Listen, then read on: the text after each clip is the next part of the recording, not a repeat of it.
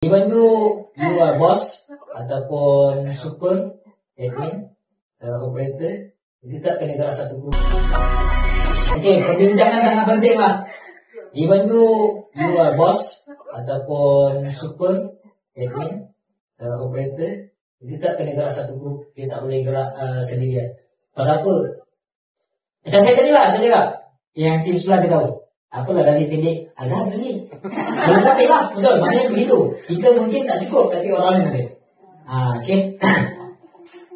Komunikasi bersama. Maksudnya macam tadi lah. Apa kertas pun kena komunikasi. Tak boleh nak simpan ataupun buat bersendirian. Yang penting kita kena share dan berkomunikasi. Bertukar idea dan pendapat. Tak semestinya idea kita je betul, orang lain betul, orang lain betul. Ada yang tidak, ada yang ada.